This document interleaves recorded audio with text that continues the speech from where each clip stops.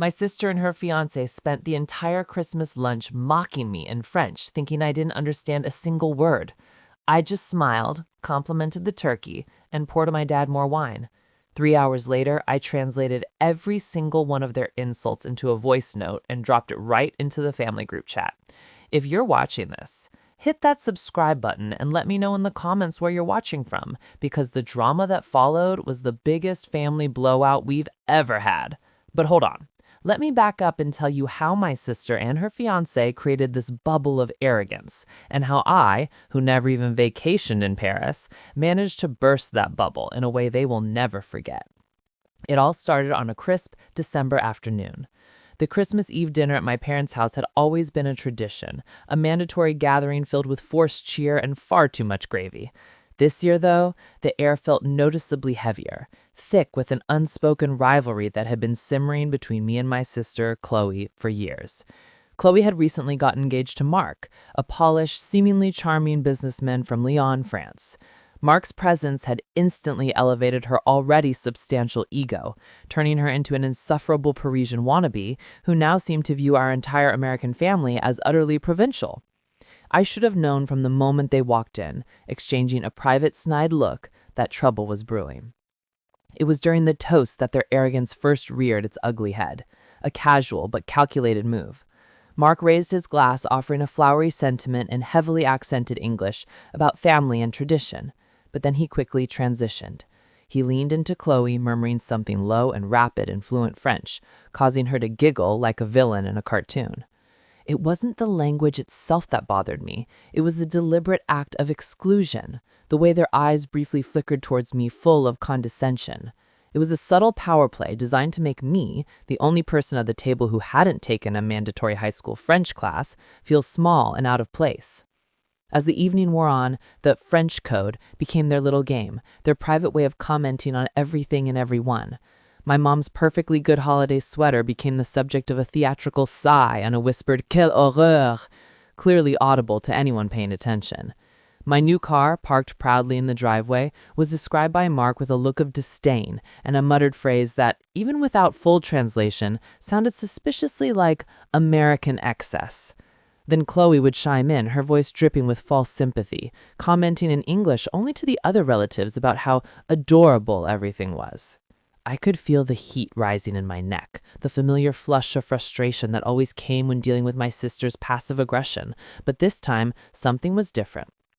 I didn't interrupt or snap back with a defensive remark, which was my usual predictable response. Instead, I simply took a long, steady sip of water, allowing a small, knowing smile to settle on my face. They thought they had the upper hand, that their private language barrier was impenetrable, but they were fatally wrong. My secret was far deeper than they could ever imagine, and it was about to change the power dynamics forever.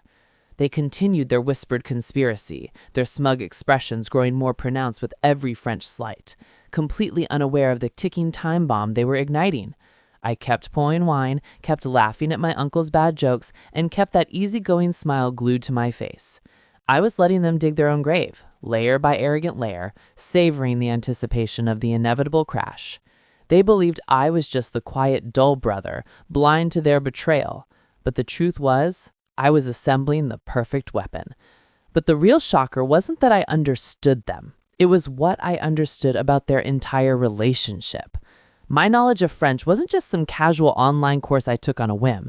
It was a deeply ingrained skill, a relic from a difficult period in my life. When I was 19, struggling to figure out my path, I'd spent a grueling year working odd jobs in Montreal, Canada. I wasn't just working, I was forced to learn the language to survive. That kind of immersion, where every mistake means going hungry or missing a bus, burns the grammar and vocabulary into your brain. I had walked away from that year with much more than just a paycheck. I had gained fluency, a secret weapon I never thought I'd actually need to use against my own family. Chloe knew I had lived in Canada, of course, but she always assumed I stuck to the English-speaking parts of Quebec, or that I just managed with a few awkward phrases. She never bothered to ask, which was typical of her self-centered view of the world. She'd always believed that anything I achieved was either a fluke or irrelevant compared to her own accomplishments, like marrying a sophisticated European. This blissful ignorance was the foundation of their entire operation.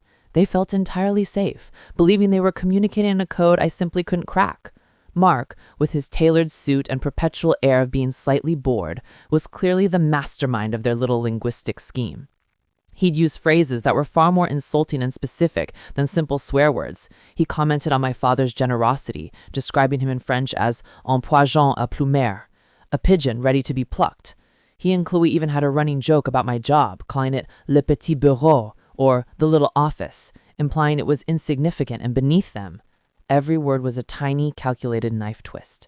I watched my father beam with pride, completely oblivious as Mark poured on the charm in English, praising the American dream and the spirit of our family. The contrast between Mark's polite English surface and the nasty French undercurrent was chilling. It gelled my blood to see this fraud using my father's goodwill as a shield while plotting his eventual financial exploitation. It wasn't just about respecting me anymore. It was about protecting the people I loved from a genuine, calculated threat. That night, I didn't rush home. I stayed up late staring out the window, replaying every French insult in my mind and translating them perfectly, recording them in a small notebook I kept hidden. It wasn't just to prepare for my vengeance. It was to solidify the evidence. I needed to know exactly how deep the betrayal went. They thought they were being clever, but they were actually leaving a meticulously detailed trail of their own malicious intent. I realized this wasn't just a sister being mean. This was a deeper, darker conspiracy. I didn't have all the pieces yet, but one thing became terrifyingly clear. Mark and Chloe's contempt for me was merely a symptom of a larger, more calculated disdain for my entire family, and especially my father's money. This whole engagement, this charming Parisian act, was starting to look less like a love story and more like a very expensive business transaction. The next morning, the smug feeling of superiority from Chloe and Mark was palpable, a sickly sweet scent hanging in the air. They were absolutely convinced they had managed the perfect psychological attack, demoralizing me without ever having to raise their voices or speak English. What they didn't know was that while they were busy congratulating themselves, I was setting up my own counter-operation, moving with the silent, calculated precision they could never match. The shame of their words was fueling me, turning my quiet resentment into a strategic determination to expose them. My first move was to appear completely defeated. I made sure to be overly quiet at breakfast, deliberately avoiding eye contact with Chloe and Mark, offering only monosyllabic answers when spoken to. This was crucial. I needed them to believe the attack had landed, that I was bruised and retreating, thereby encouraging them to drop their guard even further. My acting skills had to be Oscar-worthy, a performance of profound indifference and mild depression. The more assured they felt of their victory, the sloppier their operation would become, which was exactly what I was counting on. It worked immediately. Later that afternoon, I saw them huddled on the back patio, sipping coffee and talking in low tones. Confident that I was still sulking inside, they didn't bother to keep their voices down to an inaudible murmur. I grabbed my coat, pretended I was going for a walk, and casually positioned myself just inside the French doors, using the thick glass and the chill of the day as my cover. It wasn't the most professional spying operation, but at that moment it was effective, and I needed every scrap of information I could get. The conversation wasn't about holiday cheer or wedding plans. It was entirely about money, and it was deeply unsettling. Mark was complaining to Chloe in fast, agitated French about a delay in the transfer of funds and mentioned a specific amount, a figure that was easily 6 figures. Chloe responded with irritation, reminding him that Papa, our father, was slowly but surely warming up to the idea of the investment. They were treating my father's retirement fund like their personal ATM password. I quickly pieced together that Mark wasn't just wealthy, he was in deep financial trouble. The entire French charade, the quick engagement, the focus on our wealthy American family, it wasn't a romance. It was a rescue mission for his failing business empire. This wasn't merely insulting me. This was a calculated fraud that endangered my parents' security. The full scope of their conspiracy hit me like a physical blow. The fear in their voices, however brief, was a powerful revelation. Their arrogance was just a mask covering pure desperation. I now knew the what, the who, and the why. But to prove it, I needed hard evidence, something more concrete than just a whispered conversation I overheard. I realized then that my little secret about speaking French had just become the only thing standing between my father and a devastating financial catastrophe. The irony of this whole situation was that I didn't learn French just for survival in Canada. I learned it for her.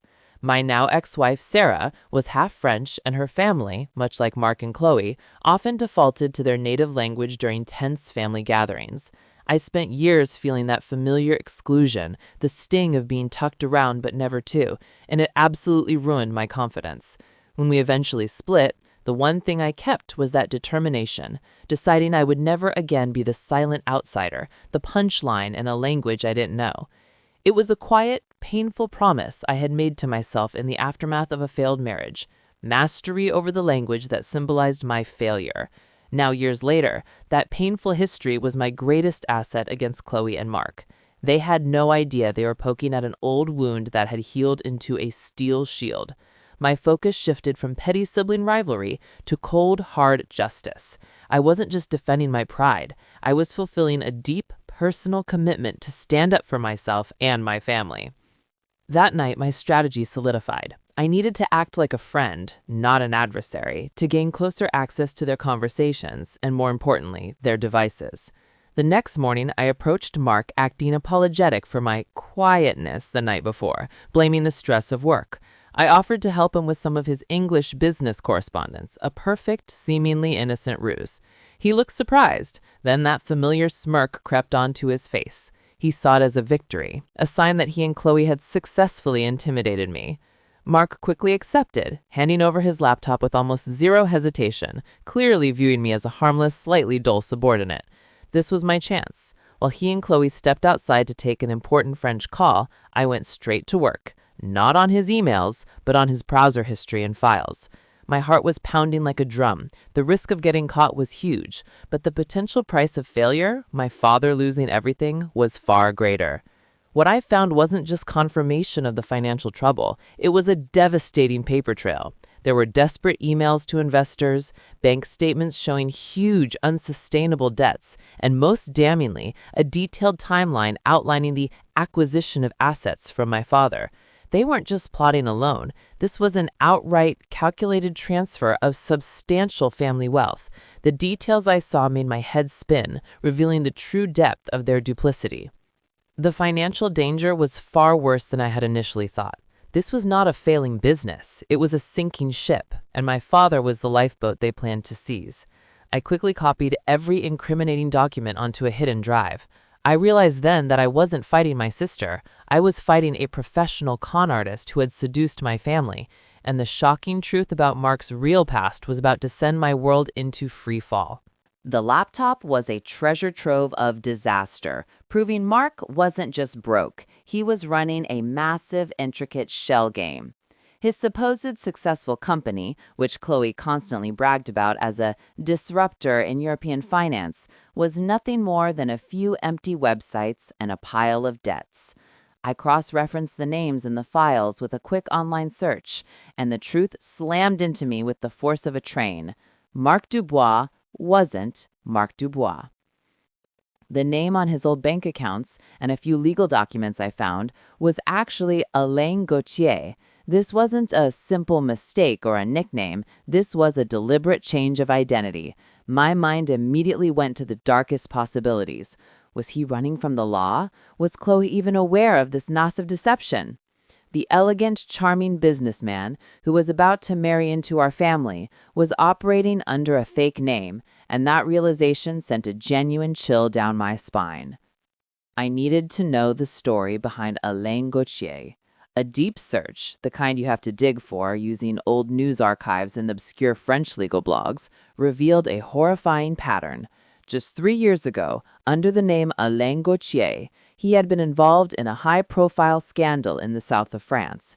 It wasn't just financial trouble. He was accused of running an elaborate Ponzi scheme that devastated dozens of small family-owned businesses.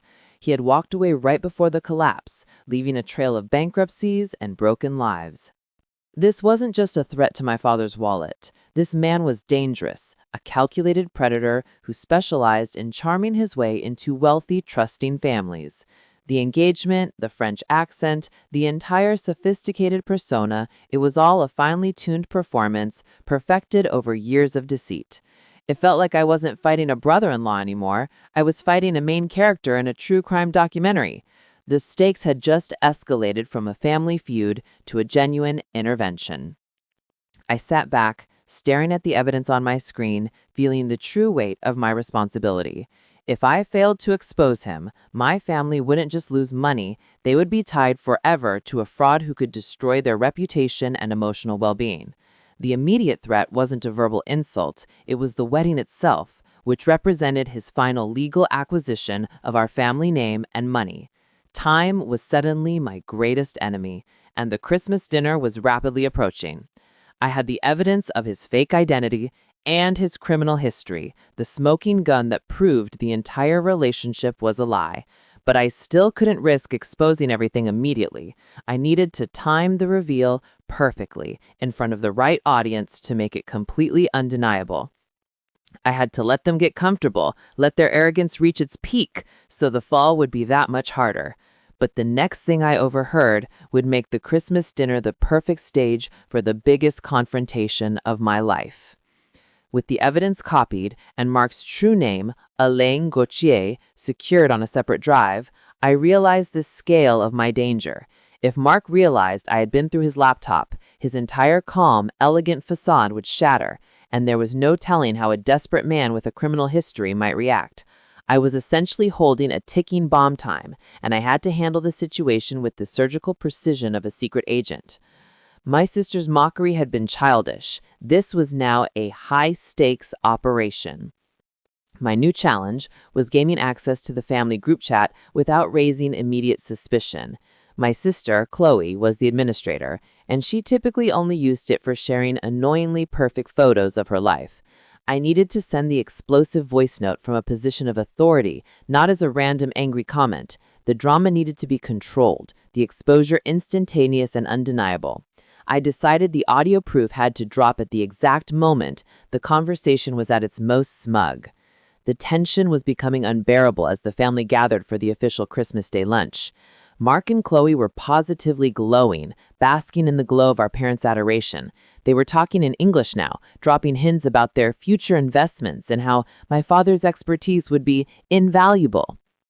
They were setting him up for the kill, right there between the mashed potatoes and the cranberry sauce. Every compliment felt like a calculated move in their con game. I watched them exchange a particularly knowing glance when my father brought up a specific property investment, an investment Mark was desperate to seize. That look, full of contemptuous victory, was the spark. I excused myself politely, mentioning I need to check a work email, and retreated to a secluded corner of the house.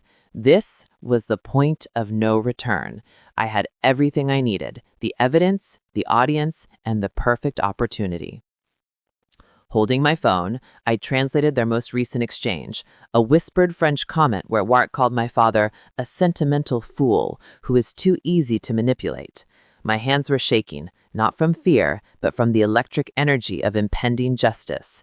I recorded the translation clearly and calmly. This audio wasn't just a betrayal, it was a confession straight from the source. I had to hit send, but not yet. I returned to the table, and the conversation was right where I needed it. Mark was laughing, the picture of a supportive future son-in-law. Chloe leaned in and whispered to him in French, "Are you sure you want to involve him? He's such a plouc." Plouc, meaning hick or yokel, a dismissive term for someone unsophisticated. I smiled widely, looked directly on my sister, and thought, the game is over. But I didn't just send the audio. I added one unexpected detail that would ensure their immediate social destruction. I sat back down at the table, my heart hammering against my ribs, placing my phone face up next to my plate, ready for the strike. Chloe was in the middle of a tedious story about their invaluable cultural exchange in Paris, using her hands dramatically, while Mark nodded along with a sickeningly paternal smile. They were completely blind to the fact that their final moments of blissful arrogance were ticking down to zero. I watched my father laugh politely at Mark's rehearsed charm, and that was it, the final straw. The moment had arrived. I casually unlocked my phone, navigated to the family group chat, and hit send on the voice note. But that wasn't the unexpected detail. The twist was that before I sent the translation of Mark's latest insult, I attached a screenshot of his old mugshot, the one I had found from the Ponzi scheme arrest under the name Hélène Gauthier. The contrast between the charming man at the table and the grainy photo of the criminal was instantaneous and brutal. For a few moments, nothing happened. Everyone at the table was either looking at Chloe or focused on the turkey. Then, the silence was abruptly shattered by a series of sharp mechanical pings, the sound of every single family member's phone receiving a notification. The sheer volume of the simultaneous alerts immediately killed the festive conversation. My mother instinctively picked up her phone, a slight look of annoyance crossing her face at the interruption. Her face went pale first. It wasn't the sound of my voice translating the insult that hit her, it was the photo. She gasped, a small choked sound that immediately drew everyone's attention. "What in God's name is this?" she whispered, her eyes wide with shock, staring down at the image of her daughter's fiancé looking like a street criminal. My father, sensing the sudden terror, reached for her phone.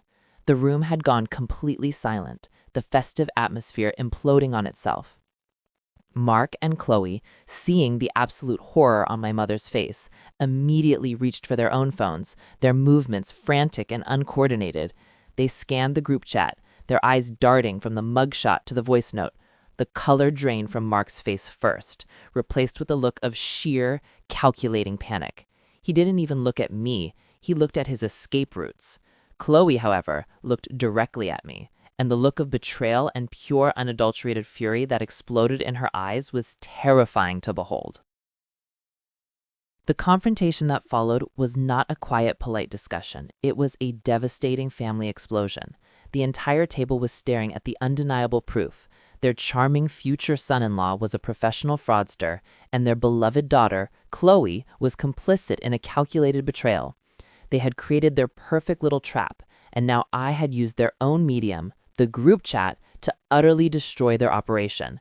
But the real question was, would my parents believe their daughter or the irrefutable evidence I had just presented? My father, bless his trusting heart, was the first to speak, but his voice was thin, laced with disbelief. He looked at the mugshot, then at the man sitting opposite him, and finally turned to Chloe, his face a mask of profound hurt. "Chloe," he choked out, his eyes begging her to deny it. "This is some kind of sick joke your brother is playing?" This was the moment of reckoning, the pivotal point where family loyalty would either prevail or shatter completely under the weight of the evidence. Chloe, ever the drama queen, immediately went on the offensive, choosing fury over shame. She launched herself out of her chair, pointing a trembling finger at me. "It's a lie. It's a Photoshop. He's trying to ruin my life, Dad. He's always been jealous of me, and especially of Mark's success." Her denial was loud, desperate, and calculated to shift the focus from the mugshot to our long-standing sibling rivalry. She was banking on my reputation as the difficult brother to discredit the irrefutable visual evidence. She was banking on my reputation as the difficult brother to discredit the irrefutable visual evidence. She was banking on my reputation as the difficult brother to discredit the irrefutable visual evidence. Mark, recovering quickly from his initial shock, followed her lead with the coolness of a practiced liar. He stood up, placing a comforting hand on Chloe's shoulder, and adopted a tone of wounded dignity. He explained in his perfect, sorrowful English that I was clearly unstable, and that the photo was the result of a vicious, coordinated smear campaign. He suggested I had fabricated the entire story out of envy and a clear inability to accept his European success. It was a textbook case of gaslighting, expertly executed under fire. It worked on some of our relatives immediately. My Aunt Carol, always siding with the seemingly more successful sibling, quickly jumped in to defend Chloe, criticizing me for bringing such toxicity to the Christmas table. The room was divided, buzzing with whispered arguments and shocked exchanges. They were seeing a choice between my jealousy and Chloe's word. And without the context of the French, it looked like a simple family feud gone tragically wrong. My evidence was strong, but their emotional attachment was stronger. I realized I had to use the one piece of evidence they couldn't deny, the voice note. While the family was distracted, I turned up the volume on my phone and played the audio of Mark's French insult, followed by my clear, calm English translation. He called you a sentimental fool who is too easy to manipulate. Then I played the second clip, Chloe's voice, saying, "Are you sure you want to involve him? He's such a plouc." I didn't say a word. I let their own voices betray them. The sound of their voices, recorded only minutes before, echoing the cold, calculated contempt in 2 languages, froze the room again. My sister's attempt to use my own voice against me had backfired spectacularly. Chloe's face twisted from rage to pure, dawning horror as she realized her secret was truly out. But the worst part was that Mark wasn't looking defeated. He was looking straight at my father with a calculated intensity that suggested his scheme wasn't over yet. My father's reaction was the one that broke my heart more than any insult my sister or Mark could devise.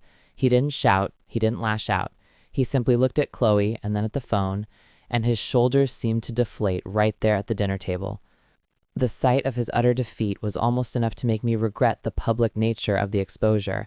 He finally spoke, not to me, but to Mark, his voice trembling with a quiet devastation that was far more potent than any yell. "Get out," my father said, the 2 simple words echoing through the dead silence of the room. "The dinner is over, and your presence here is a lie." Mark, still clinging to his calculated dignity, tried to protest, starting a sentence about misunderstandings and cultural differences, but my father cut him off with a look of such absolute, crushing disappointment that Mark finally knew his charm had failed. The con artist was exposed, and his Mark was no longer interested in the act. But Chloe was not ready to surrender her entire future. She turned on my father, her face streaked with tears that looked remarkably fake, demanding to know why he would believe me, the jealous brother, over her. This was the moment I had to expose her full complicity. I calmly pointed to the voice note. "Ask her about Alain Gautier, Dad. Ask her if she knew about the Ponzi scheme in Lyon." The new information immediately cut through her theatrical sobbing. Chloe froze. Her frantic defensive energy evaporated, replaced by a sudden, bone-deep stillness. She knew I had found the laptop files. She knew the entire foundation of their lies was gone. Mark quickly grabbed her arm, trying to physically pull her out of the room before she could confess. He knew a verbal admission would destroy their last legal defenses, but I wasn't going to let them simply walk away after threatening everything my parents had worked for. "Chloe, look at Mom," I urged, my voice low and insistent. My mother was silently crying, the image of the mug shot and the sound of the insult swirling together into an undeniable picture of betrayal. "He's a criminal who was going to take everything from them. Did you know his name was Alain Gautier?" The pressure was too much. Her denial crumbled, not into a full confession, but into a single devastating admission that sent a fresh wave of shock through the remaining relatives at the table. She pulled her arm away from Mark with a vicious jerk, tears finally blurring her vision, and she screamed, "Yes, but it was for us. We needed the money. I just wanted him to see that I could finally be successful." Her desperate cry confirmed the worst. She was not an innocent victim. She was a willing accomplice in the fraud driven by a toxic desire to prove herself successful. But the darkest secret about Mark's immediate plan for the wedding day remained hidden, and it involved a crucial legal loophole. With Mark physically removed from the house and Chloe locked in her old bedroom, the immediate danger seemed to have passed, but the quiet aftermath was filled with a terrifying realization. We had stopped the con, but we hadn't canceled the wedding. My father, still reeling from the shock, sat me down in the kitchen, demanding to know how deep this went and what the final legal play was meant to be. He needed a clear answer, not more emotional drama. I showed him the files I copied from Mark's, or rather, Alain Gautier's laptop, the real bomb hidden beneath the mugshot. Among the spreadsheets detailing the fraudulent company debts were a series of legal documents related to their prenup. This wasn't a standard prenuptial agreement designed to protect assets. It was a complex, legally binding document drafted in France designed to access them. The language in the document was dense, but my fluency allowed me to see the horrifying detail. It was structured so that a significant portion of my father's business assets would be designated as collateral for one of Mark's supposed eminent investments in Lyon. The catch? The agreement specified that if the investment failed, After the marriage was legally finalized, the debt would be partially transferred to the spouse, meaning Chloe, but the collateral would immediately default to the creditor, who was Mark's own shell company. The entire scheme hinged on the marriage being legally official. They weren't just getting married for love, they were racing a deadline, trying to finalize the legal paperwork before Mark's company officially declared bankruptcy. If the wedding happened, my father's business would be instantly leveraged to bail out a French criminal, with Chloe taking only a minor share of the blame. The wedding wasn't a celebration, it was a hostile corporate takeover. My father stared at the document, the blood draining from his face as the true, cold calculation of the con became clear. It wasn't about a daughter making a mistake. It was about an international fraudster using his own daughter as a pawn to destroy his life's work. The revelation exploded my father's last shred of trust in Chloe, transforming his sadness into a cold, protective rage. He realized I hadn't been an instigator, I had been his only defender. We immediately called my father's corporate lawyer, but the time zone difference and the complexity of the French legal language created a devastating delay. The lawyer confirmed that the document, though predatory, was indeed legally drafted to transfer debt and assets, and the only way to completely void it was to prevent the marriage from happening, period. We had to act fast. And the next few hours were a dizzying race against time. But as we were plotting our next move, we discovered that Mark was already planning his. While my father was frantically trying to reach his high-profile lawyer, I was monitoring Mark's online activity. It was a long shot, but I still had remote access to his email through the temporary files I'd grabbed. What I saw confirmed my worst fear. Mark wasn't just running, he was actively retaliating. His panic had transformed into a vicious, last-ditch attempt to hurt us, demonstrating the kind of malice only a cornered criminal possesses. He hadn't targeted my father's business yet. He went after something far more personal and immediate. He had used my father's credit card information, which he'd conveniently memorized during his stay, to purchase 2 non-refundable first-class tickets to Geneva, leaving in less than 24 hours. This wasn't the worst part. He'd also initiated a series of small, rapid transfers from my mother's savings account to an untraceable offshore account. It was petty theft, but it was calculated to inflict maximum emotional damage. The sight of those transfers draining my mother's hard-earned savings ignited a cold fury in me that eclipsed any feeling of revenge. My initial goal was to expose Chloe and save my father's business. Now, it was personal. Mark wasn't just a con artist. He was a petty thief violating the one person who had shown him nothing but warmth. I immediately shut down all my parents' credit cards and changed their banking passwords, but the money was already gone. My parents were devastated, not by the small financial loss, but by the ultimate betrayal of trust. My mother kept repeating, "I bought him that suit. I liked him." The irony was a punch to the gut.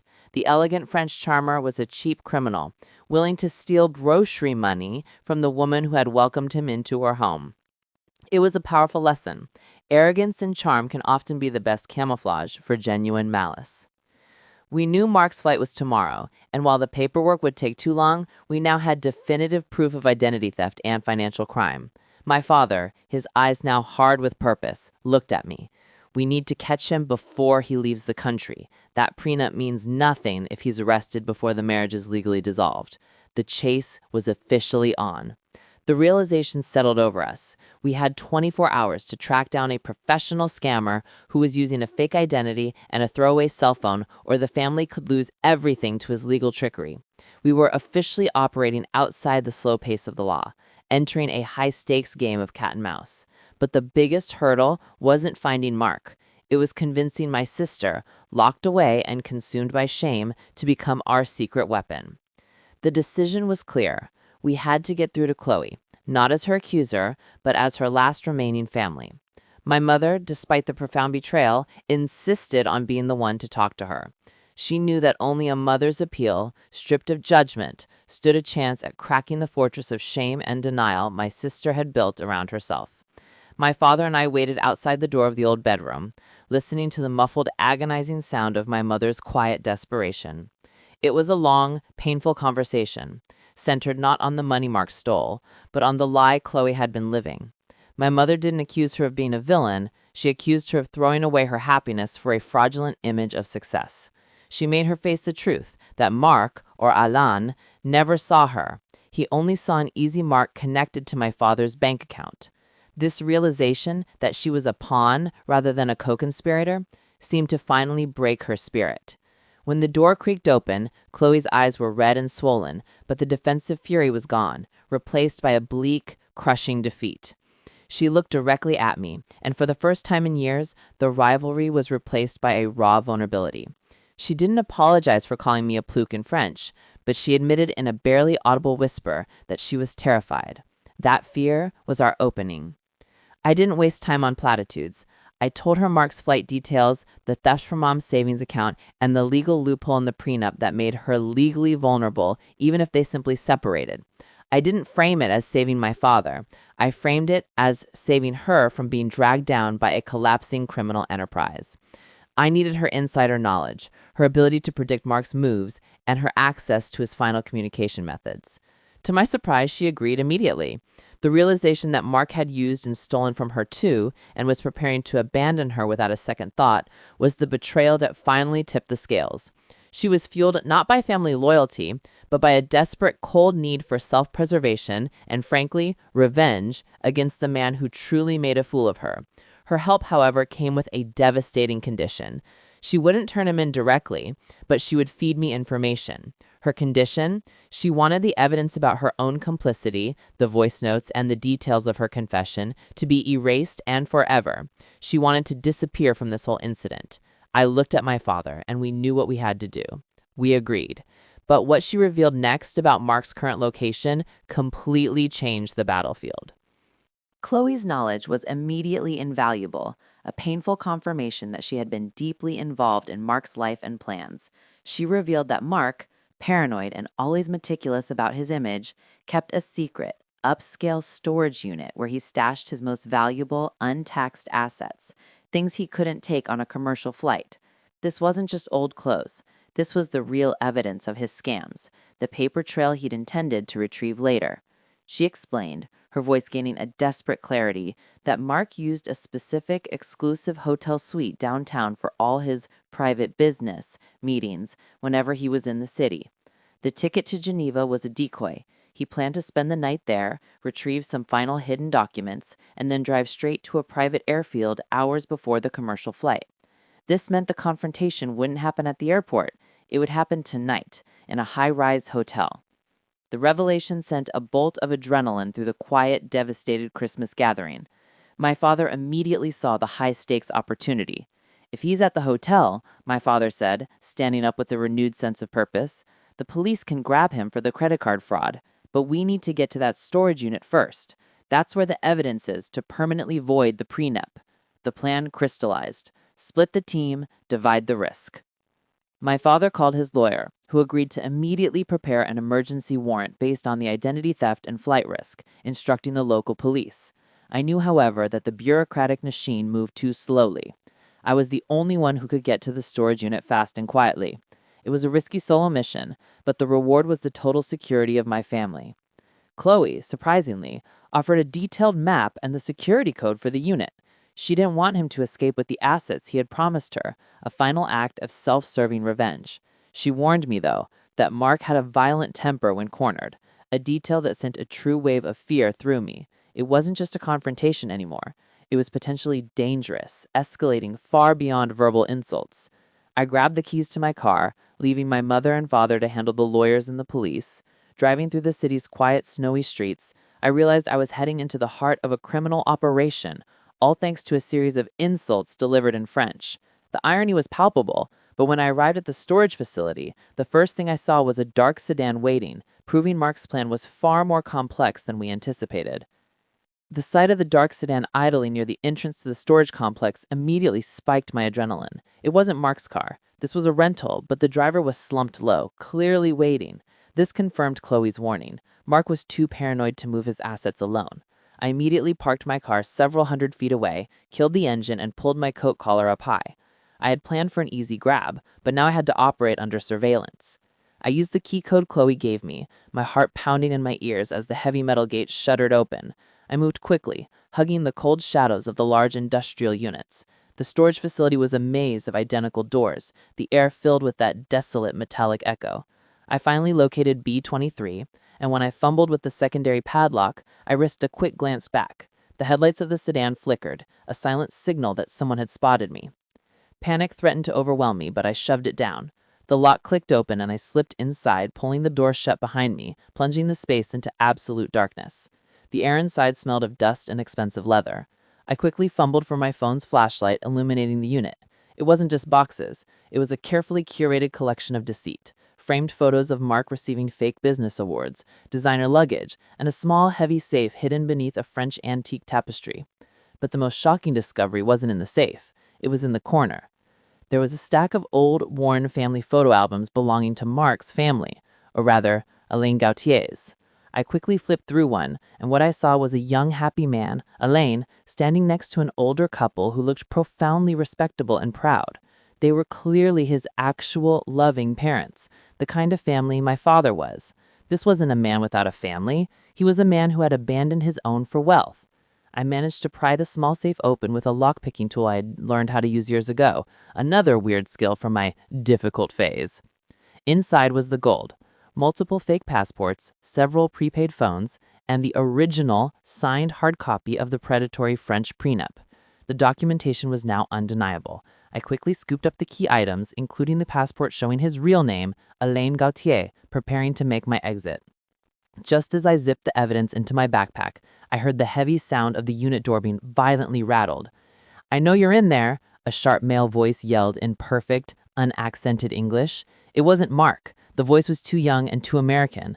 I pressed myself against the cold wall, realizing that the man in the sedan wasn't a French accomplice. It was someone completely unexpected, someone who must have been tracking Mark for reasons entirely separate from our family's drama. And the realization of who this American man was almost made me drop my phone. I crouched low, holding my breath, the metallic scent of the safe and the frantic pounding in my chest the only sounds in the dark unit. The man on the other side of the door rattled the handle again, demanding entry. I peered through a thin crack near the hinge, my eyes adjusting to the dim outside light, and that's when the truth slapped me across the face. The man was Jake. Jake wasn't just some random American vigilante. He was the brother of Sarah, my ex-wife, the one whose French-speaking family had made me feel so excluded years ago, the very reason I learned language. He and I had shared a mutual, if distant, dislike, fueled by the tense atmosphere of my failed marriage. The shocking realization was immediate. Jake wasn't here for my family's money. He was here because his sister, Sarah, had been one of Alain Gautier's victims in the original Ponzi scheme. It all clicked into place with terrifying speed. Mark/Alain hadn't just used people for money, he specialized in targeting families connected to people he knew, using their proximity for leverage and information. It meant that my failed marriage to Sarah, and the time I spent learning French because of her family, had inadvertently connected me to a criminal network I never even knew existed. The whole situation felt like a twisted, cosmic joke. I knew I had to risk it. I couldn't let Jake think I was working with Mark. I carefully slid the unit door open just a crack, revealing only my face. "Jake, it's me, your character's name. Get down. Mark is Alain Gautier." The surprise on his face was immediate and absolute, his aggressive stance dropping instantly into confusion. The mention of the fake name was the secret handshake that proved I was on his side. He lowered his shoulder and slipped inside the unit, his eyes wide as he took in the open safe and the French documents.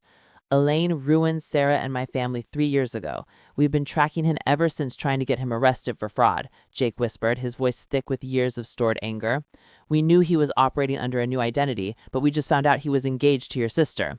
His anger wasn't aimed at me. It was aimed at the man who had wronged us both. I showed him the mugshot and the prenup documents. The sight of the legal paperwork solidifying the fraud caused a visceral, physical reaction in Jake.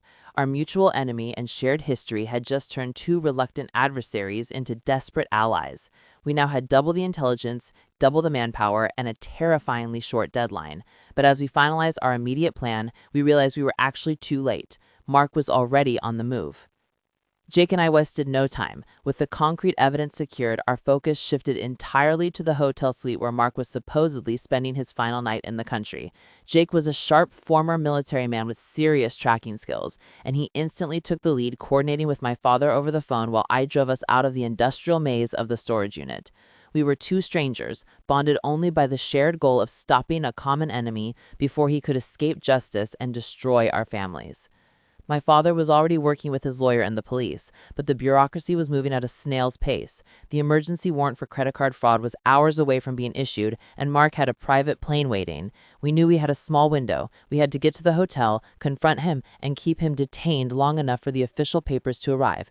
It was a chaotic, high-stakes relay race against the clock, with everything we cared about on the line. As we sped toward the city, Jake started working his own angles. He managed to track Mark's disposable burner phone to the general vicinity of the hotel, confirming our suspicion. Then he contacted an old friend in local security, finding Mark's room number, the exclusive penthouse suite on the top floor. The details were frighteningly professional. Mark wasn't just a charming liar, he was an expert in covering his tracks. This made our confrontation exponentially more dangerous. I was relieved that my mother and Chloe were safe at home, but the thought of facing Mark, a cornered criminal with nothing left to lose, made my palms sweat. I looked over at Jake, his face set in a grim determination that mirrored my own. "I ruined my sister's life, and now he's trying to ruin my parents," I said, the words heavy with genuine rage. Jake just nodded. "He's a predator. We don't negotiate with men like that. We stop them." Our shared sense of purpose hardened my resolve. We pulled up to the luxurious hotel downtown. The lobby was filled with the quiet, expensive sounds of wealth and holiday cheer, a jarring contrast to the criminal operation happening upstairs. We walked in, trying to look as nonchalant as two men on a desperate rescue mission possibly could. Just as we reached the elevator, my phone buzzed with an urgent text message from an unknown number. It was from Mark's burner phone, likely sent out of desperation or panic. The message was short, cryptic, and chilling. "Too slow. The papers are signed. Au revoir." My heart dropped. He hadn't just been waiting. He had been finalizing the last-minute legal transfer. We were moments away from being too late, realizing that the confrontation wouldn't be about stopping the fraud, but about recovering what was already lost. We didn't hesitate. The elevator ride up to the penthouse suite felt like an eternity, every floor click ratcheting up the tension. Mark's text wasn't a bluff. It was a final, arrogant jab confirming that the legal transfer of my father's assets was likely complete. Our mission had changed from preventing the fraud to securing the documents, the only leverage we had to challenge the transfer in court. We were now gambling everything on a physical confrontation. When the elevator doors silently opened, we stepped into a luxurious, empty hallway. The only sound was the faint murmur of a television coming from the last door, the penthouse suite. Jake took the lead, his body low and alert, his military training evident in his movements. He tried the door handle. To our shock, it was unlocked. Mark, in his arrogance, was clearly expecting no one to get this far. It was a fatal mistake of overconfidence. We pushed the door open just enough to see inside. The suite was opulent, with massive windows overlooking the glittering city. Mark was there, dressed in a new expensive travel suit, sipping champagne, his back to us. On a marble table next to him lay a stack of documents, clearly the signed papers. He was making a final toast to his success, completely oblivious to the two men who had just walked into his victory party. "Tu les goulots américains," Mark murmured to himself in French, raising his glass higher. "Et français trop facile." That was all I needed to hear. The sound of his unmasked contempt, delivered in the language he thought was his secret weapon, was the final trigger. I stepped fully into the room, and my voice when I spoke was low, steady, and delivered in flawless French. "Je ne célébrais pas encore, Alain." The effect was instantaneous and electrifying. Mark froze mid-sip, his champagne flute hovering near his lips. The sudden shift from his native language to his fake name, delivered by the very pluk he had mocked, shattered his composure. He slowly turned around, and the look in his eyes was pure, venomous shock. His sophisticated mask had finally cracked, revealing the desperate criminal beneath. The confrontation was on, and the atmosphere in the penthouse was thick with menace. But the real danger wasn't Mark. It was the unexpected presence of someone else in the room who had been listening to everything. Mark's eyes were wide with pure naked panic, but before he could utter a word of defense, a low, authoritative voice cut through the tension. I believe you owed the gentleman an explanation, Mr. Gautier. The voice came from the shadowed corner of the room near the bar. A man stepped forward, not one of Mark's goons, but an impeccably dressed middle-aged man holding a briefcase. He had the professional, detached air of a lawyer or an accountant, and his presence completely subverted the power dynamic. Mark, or Alain, looked like he'd been hit by lightning, his arrogance finally dissolving into fear. Monsieur Levé, he stammered in French, his voice cracking. Que faites-vous ici? Ce n'est pas nécessaire. The man, Levé, ignored him, his eyes fixed on Jake and me. This was clearly a key player, someone Mark hadn't anticipated and couldn't control. I knew instantly that this was a major, unexpected plot twist that was about to turn the tables in our favor. Levé calmly explained his presence, speaking in precise, formal English. He was the notary public who had been hired to witness and legally finalize the signing of the predatory French prenup. Mark, in a rush to finalize the transfer and flee, had paid a massive illegal fee for Levé to come to the hotel on Christmas Day to perform the signing immediately. This meant that the signed papers on the table were still fresh, still hot off the press. He revealed that he had been waiting in the room during our entire argument in French, from my accusation to Mark's final snide toast. Levé had listened to Mark's confession of contempt, his true name, and the entire plan to defraud my father. He confessed that Mark's behavior and haste had made him suspicious, and he had decided to delay the official stamp until he was absolutely sure of the legality, protecting his own professional license. He was our professional witness. The realization was stunning. My little French secret hadn't just exposed Mark to my family, it had accidentally exposed him to the one person whose testimony could legally invalidate the entire scheme. Mark, seeing his legal escape hatch slamming shut, lunged for the documents on the table. He knew those papers were his only way out of financial ruin. Jake reacted instantly, tackling Mark before he could reach the papers. The ensuing scuffle was brief and brutal, ending with Mark pinned to the expensive carpet, screaming insults in a mix of French and broken English. I quickly gathered the signed prenup and all the other related documents, securing them inside my backpack alongside the evidence from the storage unit. The physical fight was over, but the final, devastating public exposure that Chloe feared was about to happen. The moment I secured the fraudulent prenup, the silence returned to the penthouse, heavy with the stench of failure. Jake kept Mark pinned, who had now descended into a pathetic state of whimpering and bargaining, offering us money, assets, anything to avoid being exposed. The contrast between the arrogant charmer at the Christmas table and this desperate, defeated criminal was profound.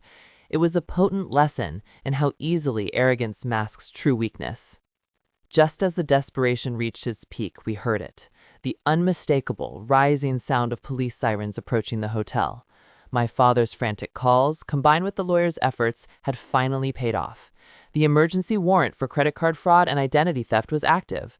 The sound was not just a symbol of justice, it was a huge wave of relief, washing over both Jake and me. We had done it. When the police burst into the penthouse suite, they found a bizarre scene. A distinguished notary public sitting calmly at the bar, two average-looking men penning down a notorious French scammer, and a stack of highly illegal documents on the floor. I quickly presented the identity theft evidence and the recovered assets. The officer in charge took one look at the mugshot, the fake passport, and the defeated man on the floor, and the situation was instantly clear. Mark, Alain Gautier, was cuffed and led away without incident, his final, defeated glance at me confirming that I was the one who had truly ended his career. Justice, in this case, was immediate and undeniably satisfying. With the threat removed and the legal vulnerability contained, I knew the final, painful step was due, addressing the family, and specifically my sister, Chloe. I left Jake to give his statement to the police, promising to meet him later to coordinate efforts for his sister Sarah's legal case. Driving back to my parents' house, clutching the backpack full of evidence, I felt exhausted but strangely cleansed. The entire saga, from the subtle French insults to the physical confrontation, had been fueled by rivalry and culminating in a necessary intervention. It was a victory, but a deeply sorrowful one, knowing the cost. My parents were waiting, their faces etched with anxiety and hope. I told them Mark was arrested and the documents were safe. A huge weight lifted from the room. The criminal was gone. But I still had to reveal the final, devastating truth about Chloe's request, the deal we had made to get her cooperation. Standing there in the living room, amidst the leftover Christmas decorations, I faced my parents and told them the full, painful truth about Chloe's involvement. I didn't hide the fact that she was a willing accomplice, driven by years of toxic rivalry and a desperate need for external validation. I detailed her part in the plan, including the contemptuous French insults and her final self-serving act of handing over Mark's location to save her own skin. It was a crushing dose of reality for my parents. My mother burst into tears again, but this time, it wasn't just sadness. It was a devastating combination of relief and heartbreak. My father, however, understood immediately. He looked at me with a profound gratitude that transcended any past rivalry. "You didn't just save my business," he said, his voice husky. "You saved your sister from the consequences of her worst mistake, even if she doesn't deserve it right now. Your actions were no longer about revenge, they were about preserving the family structure." The true price of this redemption, however, was the establishment of a permanent, uncomfortable silence. We could never publicly discuss the full extent of Chloe's knowledge, especially the details of the French insults and her motive for participating. For the sake of my parents' peace and Chloe's tenuous connection to the family, the depth of her betrayal would remain a secret guarded by the three of us. We had a solution, but it came wrapped in a lifelong secret. Chloe remained locked in her room, only emerging late that night to pack a small bag. She left the next morning without saying goodbye, only a hastily written note to my mother that contained no apology, only a vague promise to fix her life. It was a cold, unsatisfying end to years of rivalry, but it confirmed that the threat was truly gone and her deep shame was now her new prison. The truth had been exposed, but the scars remained deep. I had won the battle, but the war for our family's trust would be a quiet, long endeavor. We realized then that the most dangerous rivalries aren't the ones fought with open anger, but the ones festering under the surface, masked by politeness and a sophisticated foreign language. The weeks that followed Christmas were quiet, almost unnaturally so. The festive decorations came down, and with them, the last vestiges of our family's illusion of perfection. The physical threat of Mark was gone, but the emotional debris remained, forcing us to confront the deep-seated issues of rivalry and misplaced ambition that had almost destroyed us. The silence where Chloe once was spoke louder than any of her arguments ever could. My father's business was safe. The fraudulent prenup now sitting in a lawyer's safe, rendered useless by Mark's arrest and the notary's testimony. The police investigation confirmed everything, and the name Alain Gauthier was forever tied to fraud. For my parents, the healing began slowly, centered around the painful but essential realization that trust must be earned, not given just because someone speaks with a charming accent or claims success. I even had a quiet conversation with Jake, my reluctant ally. We met for coffee, two men who had once disliked each other, now bound by a shared victory over a common enemy. He thanked me for the evidence that finally brought justice for his sister, Sarah. It was a strange, full-circle moment. The French language that had once been the source of my marriage failure and familial exclusion had become the very tool that saved my father and redeemed me in my own eyes. That was the lingering lesson of the entire ordeal, that the very things we run from or resent often turn out to be the greatest sources of our strength. My sister's arrogance, masked by French sophistication, had been her downfall, while my quiet perseverance in mastering that same language became my ultimate shield. The irony wasn't lost on me. My biggest flaw, the Prouk brother, turned out to be the family's protector. The true weight of the confrontation had changed me permanently. I had faced my biggest rival and a dangerous criminal, and won, not with anger, but with calculated patience and silent knowledge. I realized that victory isn't always loud. Sometimes it's a quietly translated word and a perfectly timed text message. But the question remained, would my sister ever acknowledge the depth of my sacrifice, or would the silence of her shame last forever? The final piece of the puzzle lay in a small, unexpected item she left behind. A week after Chloe left, I was helping my mother clean her old room, packing away years of accumulated memories and rivalries. It was a somber task. a final acknowledgement that life had irrevocably changed. As I lifted a decorative box from her dresser, something small and white slipped out, a folded piece of paper, a simple napkin from the Christmas dinner. My mother and I exchanged a hesitant glance, realizing this was the final unexpected item she left behind. I unfolded it carefully. It wasn't a confession, nor was it a full apology.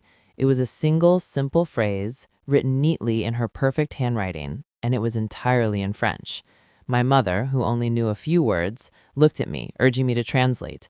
I paused, feeling the full weight of the past 2 decades of competition, arrogance, and betrayal contained in those few words. The phrase read, Je suis désolé, j'étais aveugle. I took a deep breath, the air thick with unspoken family history. I looked at my mother, and then I translated the note. Not just for her, but for myself. It means, I am sorry. I was blind.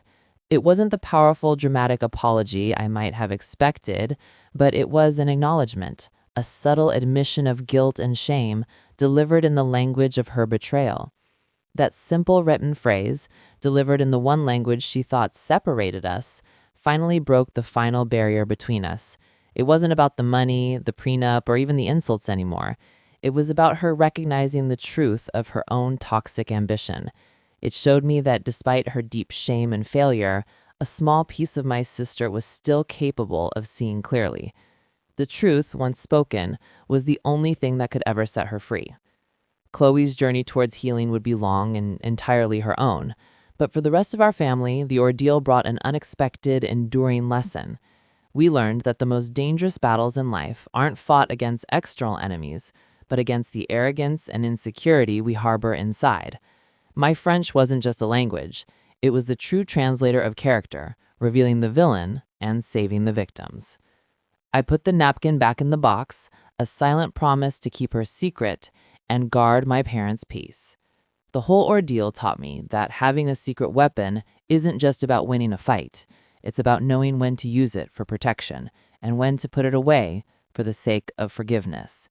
And that quiet, complex truth, more than any dramatic revenge, was the true value I gained from my difficult time in Montreal.